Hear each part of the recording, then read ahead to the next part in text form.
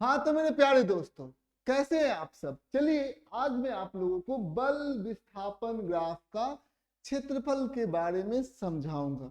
तो सबसे पहले हमारे पास ये हो गया बल। बल को हम लोगों ने y अक्ष पर रखा हुआ है और ये हो गया हमारा विस्थापन। ठीक है, समझ में आ गया।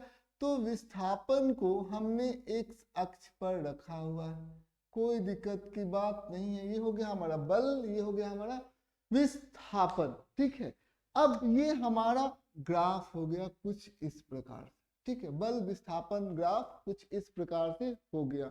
ठीक है, अब हम लोग क्या करें, इसका क्षेत्रफल हम लोग निकाल रहे हैं। ठीक है, इसका क्षेत्रफल हम लोग निकाल रहे हैं। तो हम लोग इसके क्षेत्रफल को सबसे पहले हम लोग क्या करेंगे, यहाँ पर एक स्ट्रिप रखेंगे। ठीक है, ये हमारा स्ट्रिप हो गया, ये हो गया स्ट्रिप हो गया, वो dx हो गया। ठीक है, समझ में आ गया, ये dx हो गया। इसकी जो चौड़ाई है वो dx है और इसकी जो लंबाई है वो हमारा f हो गया है। ठीक है, समझ में आ रही है। ये चीजें आपको ध्यान से समझना होगा। तो इस स्ट्रिप का जो क्षेत्रफल होगा ये क्या होगा, यह एक रेक्टेंगल हो गया। ठीक है, समझ में आ रही है। और इसका जो क्षेत्रफल होगा तो हम लोग कहेंगे कि ये जो छोटा, इसको हम लोग मान सकते हैं ए बी पॉइंट, इसको मान सकते हैं सी पॉइंट और इसको मान सकते हैं डी पॉइंट। समझ में आ गया।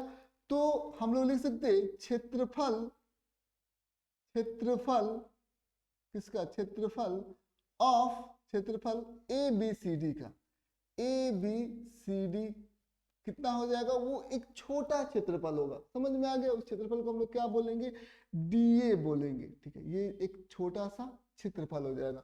और ये कैसे होगा, सबसे पहले हम लोग क्या करेंगे, लंबाई में हम लोग चौड़ाई से गुना कर देंगे, क्योंकि यह एक रेक्टेंगल हो गया तो लंबाई गुने चौड़ाई हो गया। ठीक, समझ में आ गया।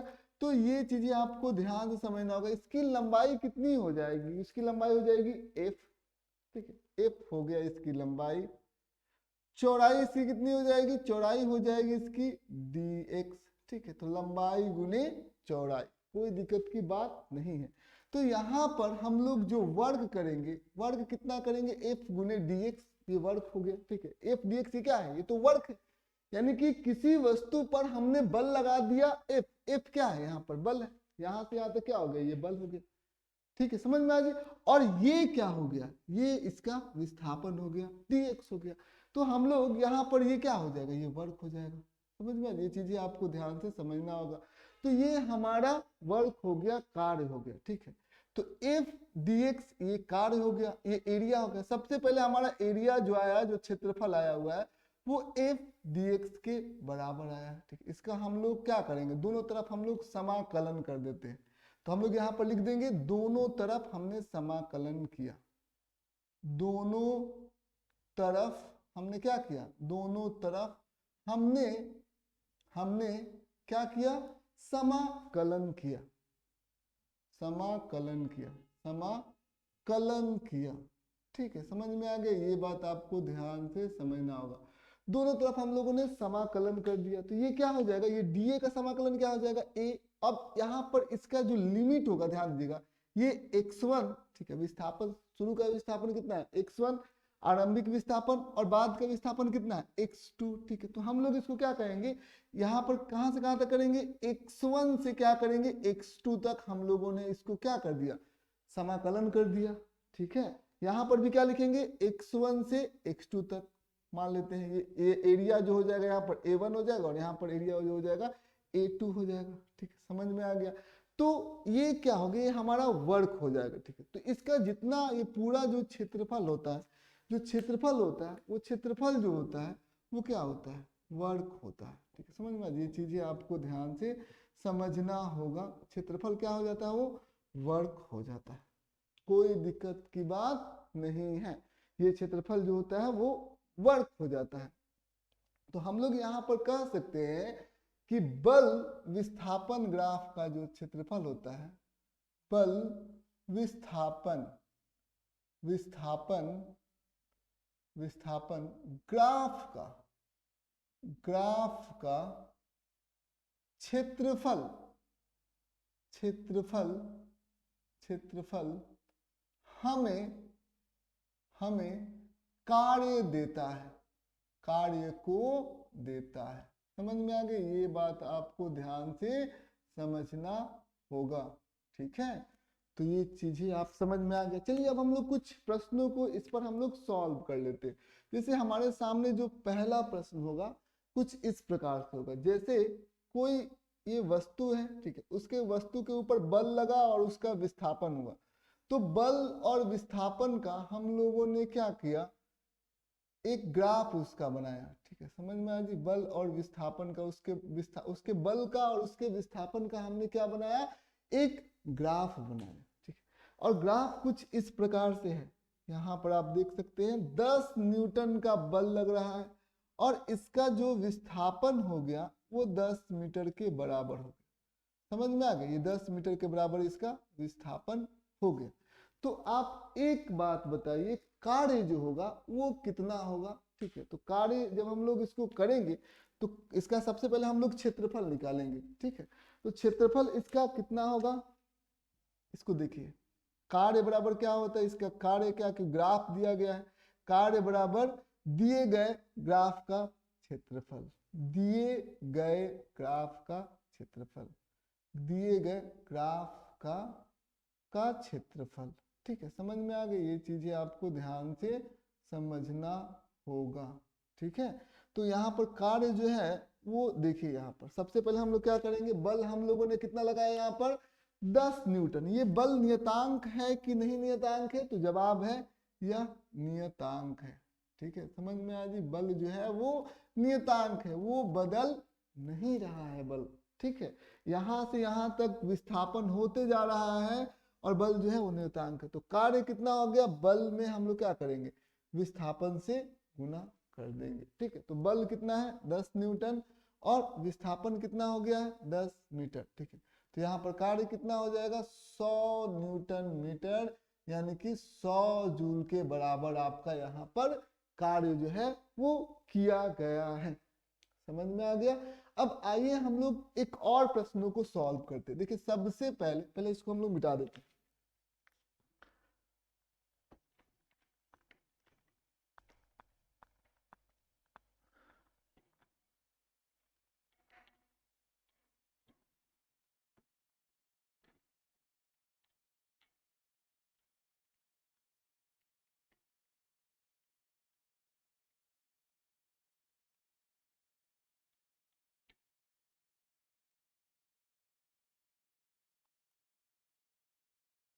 अब चलिए, अब हम लोग और आगे बढ़ जाते हैं।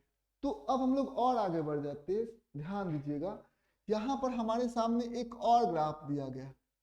ये ग्राफ दिया गया है बल का और विस्थापन का, ठीक है।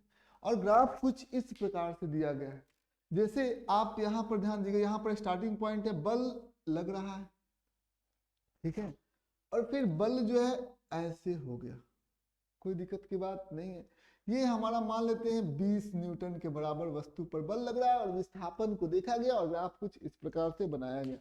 ये हो गया हमारा विस्थापन 5 मीटर और यहां से यहां तक का विस्थापन हो गया 10 मीटर। समझ में आ गया?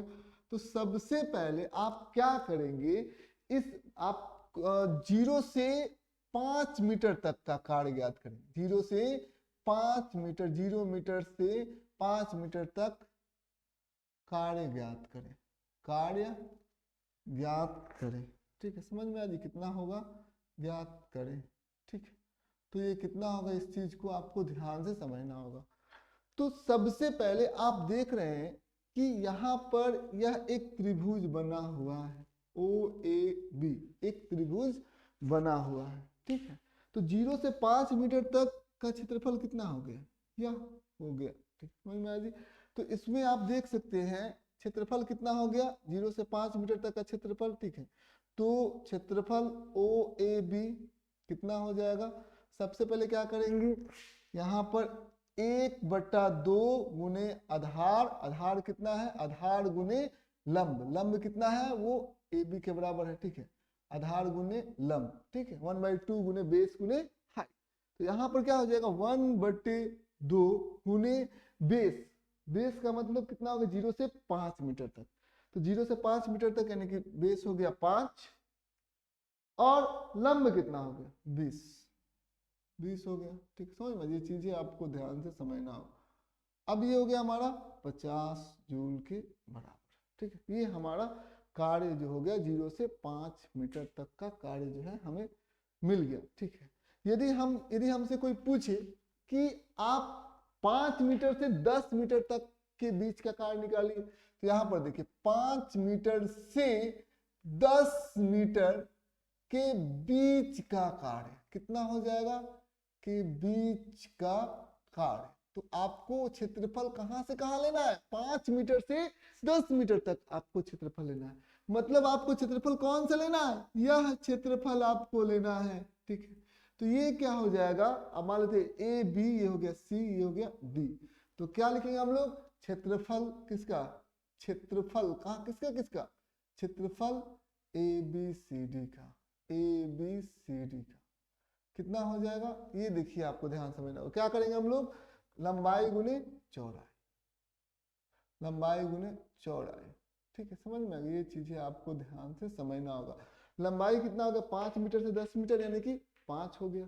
ठीक, 5 हो गया। चौड़ाई कितना हो गया, ये यहाँ से यहाँ तक 20 हो गया। ठीक, तो लंबाई 5 से 10 यानी कि 5 मीटर। ठीक, और चौड़ाई 0 से 20 यानी कि 20। ठीक है, तो कितना हो गया, 5 गुने 20। ठीक, समझ में आ गई, ये जूल के बराबर हो गया, यानी कितना हो गया, 100 जूल के बराबर आपका क्षेत्रफल जो है वो हो गया। ठीक है, चलिए एक और प्रश्नों को हम लोग सॉल्व करते हैं। क्वेश्चन नंबर 3 पर आते हैं। देखिए सबसे पहले आप यहाँ पर ध्यान दीजिएगा, जैसे ये बल है, ठीक है, ये बल है और ये जो है हमारा विस्थापन है, यानी बल और विस्थापन है। ठीक है, कुछ इसका कुछ ग्राफ कुछ इस प्रकार से है। ठीक है, आप यहाँ पर देख रहे हैं कि अब यहाँ पर देख रहे हैं कि ना आगे गया ना पीछे गया, यानी कि विस्थापन तो हो ही नहीं रहा है।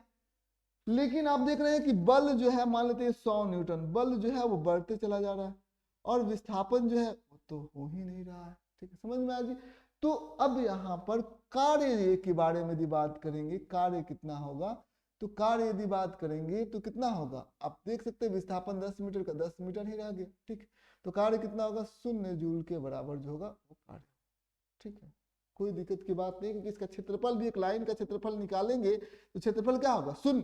आप ध्यान रखना है कि विस्थापन एक्सिस होना चाहिए, ये नहीं कि ये वाला क्षेत्रफल आप लोग निकाल लीजिएगा, ये गलत हो जाएगा। इसके साथ यहाँ पर ये वाला क्षेत्रफल, ठीक है, यहाँ पर ये जो विस्थापन का एक्सिस होना चाहिए उसके साथ। ठीक है, समझ में आएगी। तो ये चीजें आपको ध्यान से समझना होगा, बल का एक्सिस नहीं होना चाहिए, नहीं तो क्वेश्चन आपका गलत हो जाएगा। तो यहाँ पर कार्य कितना है, 0 के बराबर, क्योंकि विस्थापन के साथ जो एरिया बनाया हुआ एक लाइन है। ठीक, तो विस्थापन पर उसने कितना एरिया बनाया हुआ है, तो 0 मीटर के बराबर उसने एरिया बनाया हुआ है। तो कार्य कितना हो जाएगा, 0 जूल। और ऐसे भी लग रहा है विस्थापन तो हो ही नहीं रहा है, तो कार्य कितना हो जाएगा, 0 जूल के बराबर होगा। उम्मीद करते हैं यह वीडियो आपके लिए बहुत इंफॉर्मेटिव रहा होगा।